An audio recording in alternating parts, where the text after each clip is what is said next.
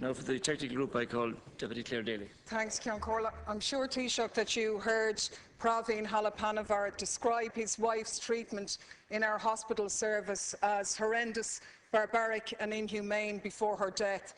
A death which the most preeminent obstetrician in this country has said could have been avoided had previous government, had she been granted the termination that she requested.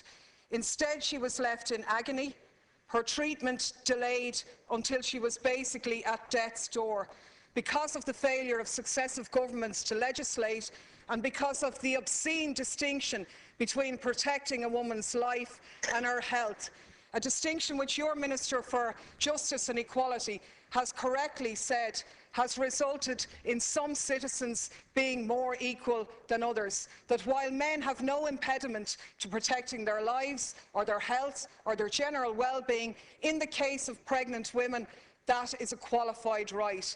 Now, you would think, Taoiseach, in a civilised society where it's been found that an innocent woman has died unnecessarily, and that half the population are not given an equal right to health and have their health rights guaranteed, that you'd be spurred into action. Instead, we have the spectacle at the weekend of talk of Spanish inquisitions, of suicidal women being brought before tribunals of anything from 6, 4 or 3 inquisitors to adjudicate on their mental health. I think that very discussion in and of itself was insulting to women and their doctors. And I was going to ask you, Taoiseach, really, what have you got against women?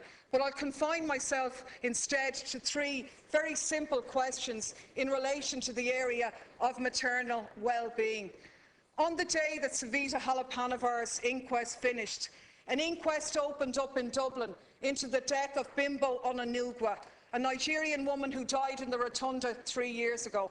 This woman's family had to fight to have that inquest.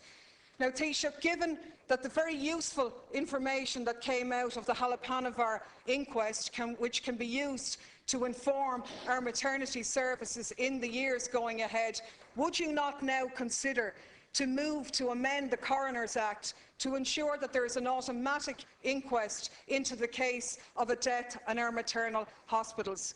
Would you not, against the backdrop of recent research commissioned, which reveals a disproportionate amount of deaths amongst women who were not born in Ireland, 40% of maternal deaths occurring to women who were not born in Ireland, would you examine that situation and look at our data protection information in our hospitals? And finally, Taoiseach, would you ensure that without delay, legislation is brought before this House to provide for abortion where the life of a woman is in danger, including a risk of suicide, on the advice of not more than 2 medical practitioners publicly available in our health service with a statewide access?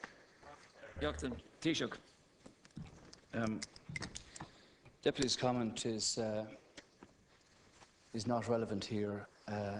In all the comments I've made about any of these matters, I have tried to be as understanding of the position as one can be. The situation, Deputy Daly, is that there is no need for some of the language that I've heard in the past, based purely on speculation, dealing with the lives of women and the lives of their unborn children. It's not necessary, and it shouldn't be that anybody in this country should refer to women as being some kind of impediment to their children and to the lives of their children. This is much too serious an issue for that kind of glib comment, and I don't accept it from you. The position, Deputy Daly, is that the tragic circumstances that arose in Galway can never bring back Savita Halapaanavar and her husband, who has lost his wife and her unborn child. The jury in the coroner's inquest concluded that there was a unanimous verdict of medical misadventure, and the jury adopted unanimously the 9 recommendations which were made by the coroner, Dr. Kieran McLaughlin, whom I have to say conducted that inquest with a very high degree of professional competence. The HSE is obviously considering the recommendations made by the coroner, and indeed some of those recommendations referred to are already underway as part of the ongoing clinical and patient safety initiatives within the HSE. For example, the introduction of the early warning system for obstetrics and gynecology nationally. The HSE, as you're aware, Deputy Daly, presented the final draft report to the solicitor for Mr. Halapaanavar on the 29th of March for his observations and his feedback. And I understand that the chairman, who's independent of the investigation team, offered to meet with Mr. Halapaanavar whenever that would be appropriate. Obviously, arrangements are being made to put that in place. I don't have the details of the inquest that you refer to in Dublin, and I suggest that you put down a topical issue in respect of the data protection issues that are here. But let me say to you that in respect of your third observation or third question in respect of legislation, insofar as the issue of the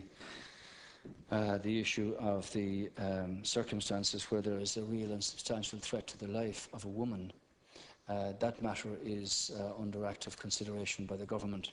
And when the government decide to approve the heads of that bill, it will be sent to the all-party Oireachtas Committee for their observations and preparation of the legislation that's involved there. And Deputy Clare Daly. Yeah, well, I have to say, Taoiseach, you haven't answered a single thing, and active consideration tells me nothing. This House deserves that legislation enacted as quickly as possible, because the actual findings of the inquest left no doubt whatsoever. What they said was that this woman was subjected to certainly a serious and shocking mismanagement of her treatment, that she was denied and deprived of proper medical treatment when she needed it. And Dr. Peter Boylan has been very, very clear that the only thing that could have saved her early on was if she had been granted a termination when she requested it. Now, I don't know what you're waiting for. Are you waiting for your daughter, my daughter, someone else's wife to be in that same horrendous circumstance that her husband described? Abortion is a health issue, it's a human rights issue. Your Minister for Justice has clearly said, and I agree with him, that this is one of equality as well.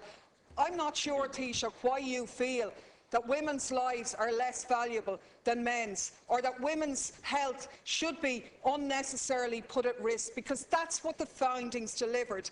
And you see, I have put down a lot of questions about Bimbo Onanugwa and about the compilation of our maternal mortality rates, which are at variance with the actual figures. Real figures show a higher rate than the Central Statistic Office would indicate, and that's a concern for all of us. At best, our figures equate to the EU average rather than the rates that we're always sounding on about. So I will raise the issues, but I think you, Taoiseach, as the sort of key person in the state representing half of the population, I think you might like to fast-track some of those items themselves, because information which can be gleaned in coroner's reports and public hearings can inform our medical practice for the benefit of all women in the years to come, and delaying on that doesn't help anybody. Thank you, Well, I completely reject your assertion that anybody in this House values the lives of women less than anybody else. I think that's a disgraceful comment for you to make. I'd remind you, as you're well aware, Deputy Daly, that in each of these cases there are two lives involved, the life of the mother and the life of the unborn. And clearly the process set out by government here in following through on the expert report, the information meetings that have been held by the Oireachtas Committee, the feeding of those information hearings into the preparation of the heads of a bill to deal with this sensitively, compassionately, understanding and in the right way, obviously takes some little time. And as I said to you, the government, when it clears the heads of the bill, will send it to the committee, be a full-scale debate on this matter. so that the issue can be dealt with comprehensively and in the right way. And clearly, this is an issue that has divided Irish society on a number of occasions in the past 30 years. But it is an issue where there are two lives involved here, the lives of the mother and the lives of the unborn. And it's not a matter to be treated either flippantly or glibly or with the kind of remarks that you're putting out here. Everybody in this House, I'm quite sure, shares the same understanding, the same value of people's lives. And it's not correct for you to suggest that anybody has a different valuation system in the lives of women in this country.